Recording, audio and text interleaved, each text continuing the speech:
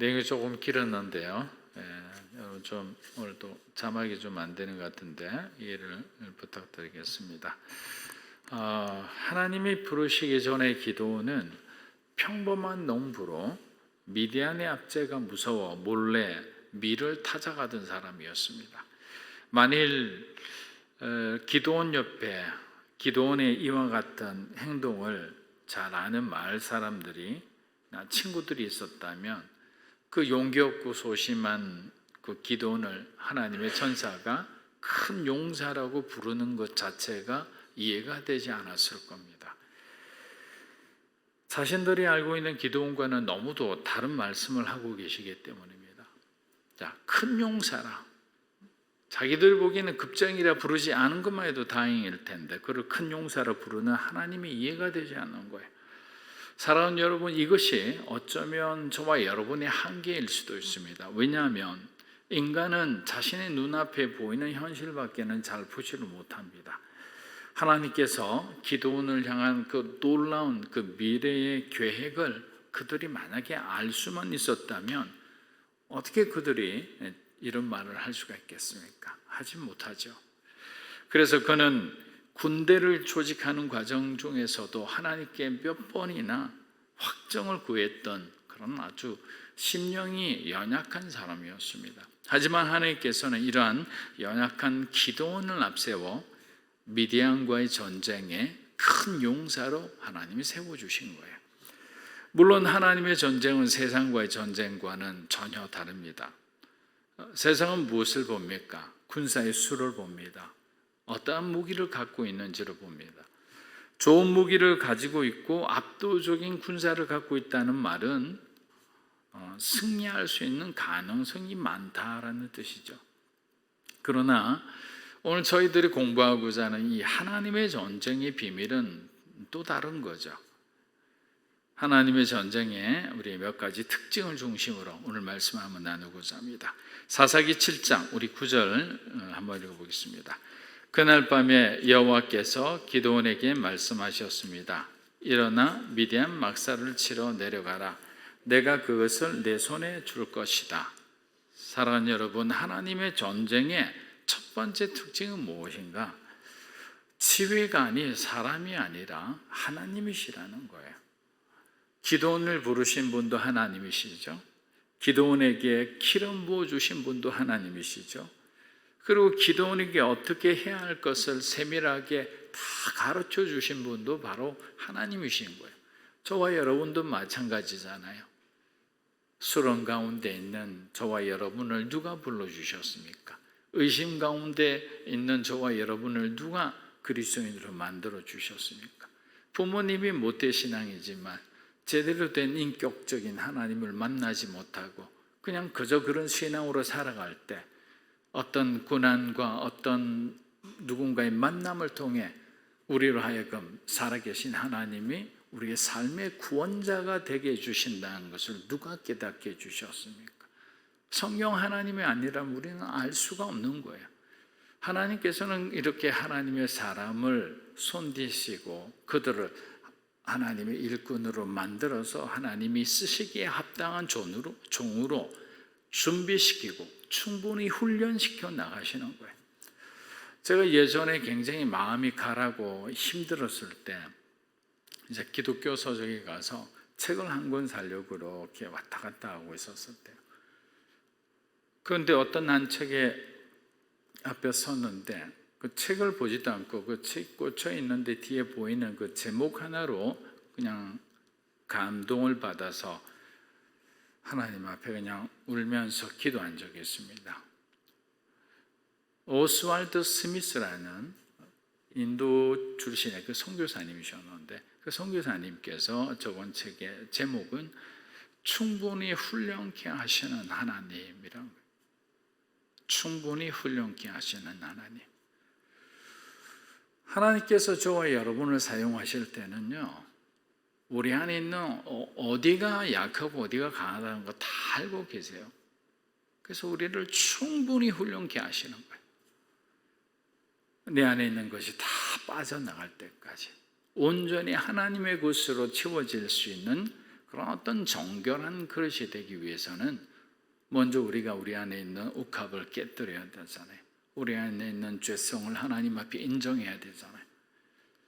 그런 과정을 하나님께서 먼저 하신 후에, 그러고 난데 그 다음에는 우리의 삶을 기름 부어 주신다는 거예요. 그래서 여러분의 삶 가운데 뭔가 삶이 막혀 있다고 해서 여러분 절대로 낭망할 필요가 없는 거예요. 어떻게 보면 하나님께서 우리의 삶에 훈련관으로 직접 우리를 만나주고 계시는 것인지도 모르기 때문이에요. 사랑하는 여러분, 우리들은 먼저 우리들의 삶 속에서 일어나는 모든 일을 하나님께서 알고 계시다는 것을 먼저 인정해야 하는 거예요. 그때부터 사실은 모든 것이 달라지겠죠. 근데 하나님이 알지 못하고 있다면 우리 마음은 억울한 마음이 들죠. 불편한 마음이 들죠. 여러 가지 복잡한 마음이 들 거예요. 그러나 그분이 알고 계시다면 그분의 뜻대로 반드시 이루어지리라 라는 믿음이 생기는 거예요. 자, 하나님의 전쟁의 그럼 두 번째 특징은 뭐냐? 하나님의 전쟁의 두 번째 특징은 믿음의 전쟁이다 라는 겁니다. 사사기 7장 우리 10절에서 12절 읽어보겠습니다. 그러나 만약 내가 치러 내려가는 것이 두렵다면 내 하인 부라와 함께 막사로 내려가 그들이 무슨 말을 하는지 들으라. 그 말을 들으면 내가 용기를 얻어서 막사를 치러 내려갈 수 있을 것이다. 그리하여 그는 그의 하인 부라와 함께 막사에 있는 군대의 초소로 내려갔습니다. 미디안 사람들과 아말렉 사람들과 동쪽 지방의 모든 사람들은 그 평원의 메뚜기 떼처럼 많았고 그들의 낙타의 수는 마치 바닷가의 모래알처럼 셀 수가 없었습니다. 자, 미디안의 군대와는 비교는 안 되지만 이스라엘 군대가 1만, 2만 어느 정도 군대를 모았어요. 그런데 하나님께서는 오직 300명만을 데리고 가라는 거죠. 여러분 생각해 보세요. 아무리 엘리야가 예전에 1대 850이라는 그런 어떤 영적 전쟁에서 승리했다고 했지만 이거는 영적 전쟁이자 동시에 뭡니까? 군사적인 전쟁을 수행해야 되잖아요. 근데 300대 13만 5천 명의 대결이에요. 전쟁의 시간이 다가올수록 기드온의 마음도 점점 두려워지기 시작했던 거예요. 여러분도 그렇잖아요. 어떤 일을 결정할 때는 그래도 은혜를 주셔서 마음에 평안이 있었는데 그 날이 다가오면 다가올수록 우리 마음에 뭔가 불안해지고 두려울 때가 있어요. 기도원도 마찬가지인 거예요. 300명의 용사를 뽑는 과정만 해도 자기 자신도 은혜 받아서 충만했는데 이제는 전쟁의 시간이 다가오니까 마음이 쿵쾅쿵쾅 거리기 시작하는 거예요. 이런 기도원의 나약한 마음을 이미 다 알고 계신 하나님께서 그에게 또 다른 표징을 보여줌으로써 그를 강하고 담대한 믿음의 사람으로 만들고자 하는 거예요. 그래서 우리는 무엇을 걱정하겠습니까? 이렇게 하나님께서 우리가 순종하기만 하면 우리의 연약함을 다 알고 우리를 정말 믿음의 사람, 순종의 사람으로 만들어 가시는데 우리는 자꾸만 그 순종이 안 되는 거예요. 그리고 그를 향한 하나님의 말씀을 올바로 믿지를 못하는 거예요. 그러면 아무것도 진행이 될 수가 없죠. 믿음은 엔진이에요. 돌아가지를 않는 거예요, 우리 인생이. 내가 정령 두려우면 너의 부하와 함께 먼저 적진으로 내려가라. 그때 적들이 무슨 말을 하는지 들어보라. 미디안의 진영에 가서 미디안 사람들끼리 얘기를 할 건데 그 얘기를 네가 가만히 들어보라는 거예요. 이렇게까지 말씀해 주셨는데 기도원이 내려가지 않을 수가 없습니다. 사랑하는 여러분, 여기까지는 그래도 기도원이 잘 따라왔어요. 그런데 12절을 보니까 또다시 엄청난 군대를 자랑하는 미디안 연합군을 보게 됩니다. 여러분 12절에는 가타부타 뭔가 추가적인 어떤 구절은 없지만 저는 이 12절을 굉장히 중요하게 보고 있습니다. 어떤 마지막 시험이랄까요? 마지막 유혹과 같은 거예요. 아브라함에게 마치 이스마엘 같은 존재죠. 자, 믿음을 가지고 내려왔는데 그냥 군대를 본 거죠. 근데 군대를 보니까 막 모래알같이 너무너무 많은 거예요. 낙타도 막 수백 마리 이상이 되는 거죠. 그가 어떤 관점에서 이 군대 미디안의 연합군을 보았는지는 기록이 되어 있지 않아요. 하나님의 관점에서 바라보았다면 그는 두려워하지 않았을 거예요. 그러나 인간적인 관점에서 그냥 어떤 하나님 말씀에 집중해서 가야 되는데 그냥 전체를 보고 또다시 두려워했다면 아마 그는 하나님 앞에 쓰임받지 못했을 겁니다. 마지막 시간까지 영적인 긴장을 놓아서는 안 되는 거죠. 사단은 끊임없이 여러분의 마음속을 흔들어대는 거죠. 두려움을 줍니다. 조바심이 나게 합니다. 어떤 상황에 대해서 분명히 확신했음에도 그 확신이 흔들리는 여러 가지 현상들과 또 실제적인 어떤 모습들을 보여주기 시작하는 거예요. 그럼 어떻게 됩니까? 다 와서 무너지는 거예요. 다 와서. 얼마나 억울합니까? 다 왔는데. 시편 20편 우리 6절에서 8절인데 여호와께서 자기에게 기름 부음 받은 자를 구원하시는 줄 이제 내가 아노니 그의 오른손에 구원하는 힘으로 그의 거룩한 하늘에서 그에게 응답하시리로다. 어떤 사람은 병거, 어떤 사람은 말을 의지하나 우리는 여호와 우리 하나님의 이름을 자랑하리로다. 그들은 비틀거리며 엎드러지나 우리는 일어나 바로 서도다 그랬습니다. 여러분 이 시편 20편은 딱 기록해 놓고 부모님들이 자녀를 위해서 기도할 때 많이 적는 구절들이에요. 그리고 여러분들이 여러분 자신의 미래를 놓고 환난 가운데 있거나 어려움 가운데 있으면 이 시편 20편을 그냥 계속 묵상하고 계속 반복해서 우리가 통성으로 읽는 거예요. 다윗이 하나님의 백성들을 축복하면서 뭐라고 했습니까? 딱 두 가지 얘기했죠. 하나님은 반드시 믿는 자를 구원하시는 분이시다. 여러분 믿으십니까? 하나님은 믿는 자를 구원하시는 분이다. 우리를 절대로 우리가 추락하는 것을 좌시하지 않습니다. 사단의 세력이 주장하는 것을 하나님께서는 그냥 바라보시지 않는 거예요. 여러분의 삶에 어둠이 닥쳐오는 것을 하나님은 기뻐하지 않으세요. 두 번째는 병거와 말을 의지하지 말고 하나님이 우리의 아버지 되심을 자랑하라. 예수 그리스도가 우리의 구원자가 되시는 것을 자랑하는 삶이 가장 하나님이 기뻐하시는 삶이다. 우리에게 주어진 올바른 영적인 본보기가 되는 삶이라는 거죠. 가장 결정적인 순간에 우리가 누구를 바라보고 의지하느냐에 따라 우리의 삶의 결과는 달라질 수밖에 없는 겁니다. 자, 우리 사사기 7장 13절에서 15절입니다. 한번 읽어보겠습니다. 기드온이 도착하자 마침 어떤 사람이 자기의 친구에게 꿈을 말하고 있었습니다. 그가 말했습니다. 이보게, 내가 꿈을 꾸었는데 보리빵 한 덩어리가 미디안 막사 쪽으로 굴러가 천막을 내려치더군. 그래서 그 천막이 쓰러지고 엎어져 무너지고 말았다네. 그의 친구가 대답해서 말했습니다. 그 꿈은 다름 아닌 이스라엘 사람 요아스 아이들 기드온의 칼을 가리킬 것이네. 하나님께서 미디안과 그들의 모든 막사를 그의 손에 주셨다네. 자, 세 번째 특징은 하나님께서는 선택하신 사람을 통해 일하신다라는 거예요. 아무하고나 일하시는 게 아니에요. 이곳에 계신 여러분을 선택했다면요, 여러분을 끝까지 책임져 주세요. 세상은 우리를 버리지 않아요. 하나님은 버리지 않아요. 그래서 제가 옛날에 맨날 찬송가 88장, 옛날 찬송으로 88장 보면 온 세상 날 버려도 주에서 안 버려 하라는 그 구절들이 나와요. 내 진정 사모하는 그 찬송하시잖아요. 온 세상이 나를 버릴 수 있어요. 세상은 충분히 버릴 수 있어요. 그러나 하나님은 나를 버리지 않는다. 그런 어떤 하나님의 신실하신 사랑을 우리가 정말 믿음으로 붙잡는다면 우리가 왜 외로워하겠습니까? 왜 쓸쓸하겠습니까? 우리가 상처받을 이유가 없죠. 제가 예전에 말씀드렸잖아요. 바른 복음과 다른 복음의 차이는, 다른 복음은 예수만으로 충분하지 않다라고 얘기하는 거예요.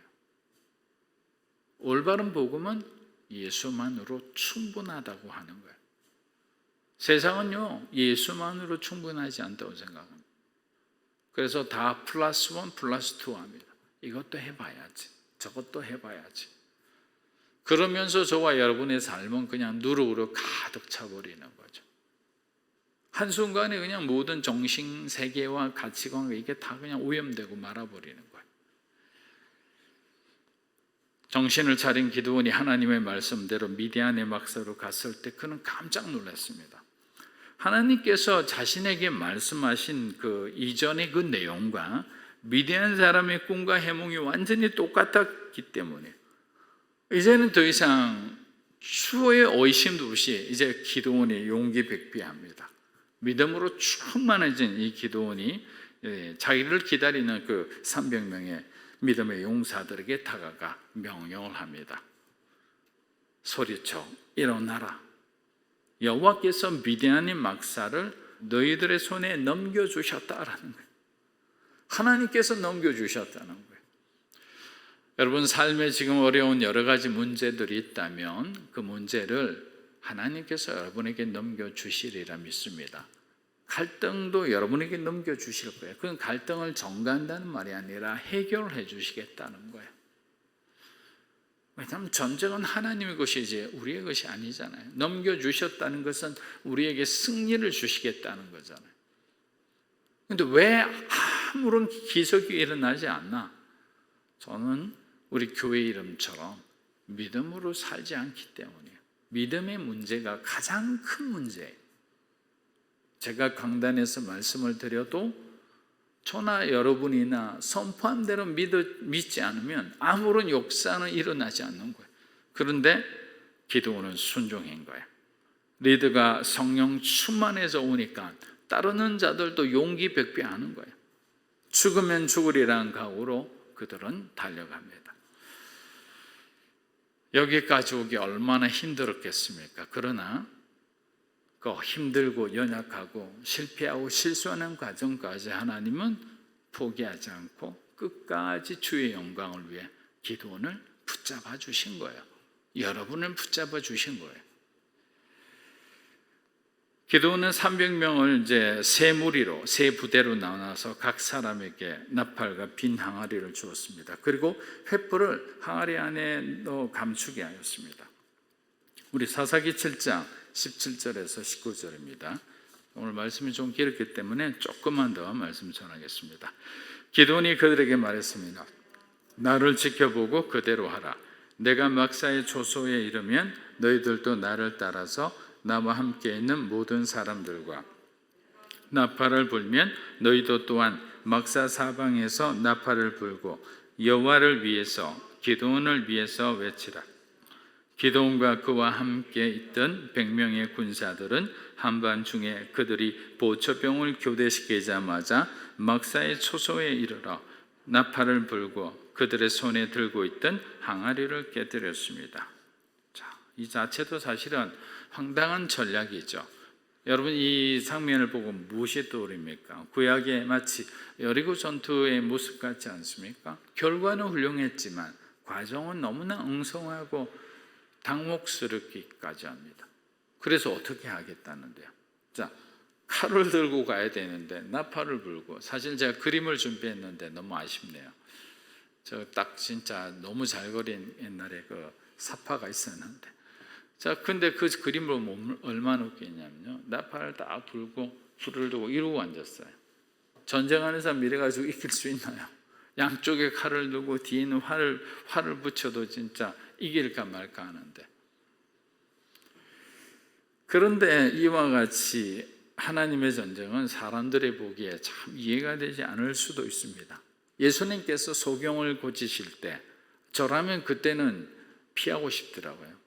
침을 갖다가 탁 뱉어가지고 진흙에 그냥 탁 이겨가지고 그 진흙을 그냥 얼굴에다가 딱 발라주니까 그냥 잘 이해가 안 되는 거예요. 아니 그냥 자 거룩하게 예수님께서 네가 눈을 뜰지어다 이러면 딱 뜨면 되는데, 그냥 예수님이 침이 묻은 그냥 그 진흙하고 이겨서 어디 빈대떡 붙이듯이 딱 붙이니까 그러고 난데 결국엔 나았잖아요. 여러분, 이 정도 되면 뭘 좀 생각해야 되냐면요, 우리 안에 뭔가 세계관이 뒤틀려 있거나 편견이 있거나 아니면 잘못됐다는 것을 우리가 좀 느껴야 되는 거예요. 왜 우리는 하나님의 일을 자꾸만 우스꽝스럽게 볼까? 왜 우리는 하나님이 일하시는 방법들이 잘 신뢰가 되지 않을까? 이게 뭐냐? 이미 우리는 우리의 방법에 익숙한 거죠.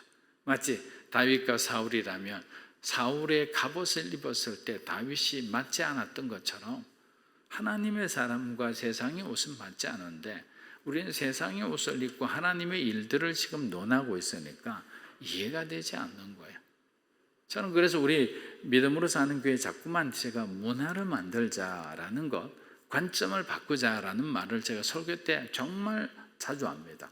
이유는 뭐냐면 그렇게 해야만 믿음으로 사는 교회를 세워주신 하나님의 목적에 맞는 교회와 성도가 될 수 있다는 담임 목사로서의 확신이 있기 때문에.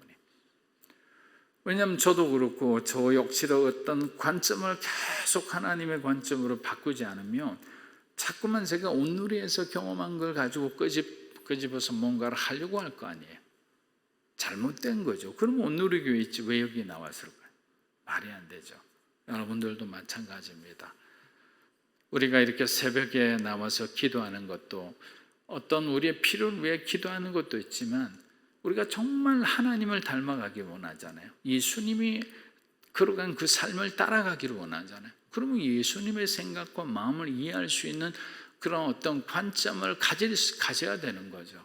그렇게 되면 우스꽝스럽게 보이는 여리고 전쟁 같은 것도 하나님의 전쟁에 하나님이 일하시는 그 방법들, 그들에게 믿음을 주시고 그들에게 잠잠케 하고 하는 모든 그 내면에 있는 하나님의 목적을 이해하게 되는 거예요. 하나님의 전쟁은 첫 번째 뭐라고 했죠? 지휘관이 하나님이시다 했어요. 그 말은 다른 말로 하면 우리가 주인된 전쟁은 이길 수 없다는 말이죠. 두 번째 전쟁의 특징은 뭐라고 했죠? 믿음의 전쟁이라 했습니다. 믿음이 없이는 이길 수 없는 전쟁이란 말입니다. 세 번째 전쟁은 뭐라 했죠? 하나님은 선택한 사람을 끝까지 사용하신다고 그랬어요. 그리고 충분히 훈련시키는 거예요. 그런 과정을 믿음으로 잘 이겨내고 승리하는 여러분들이 되시기를 주님의 이름으로 축복합니다.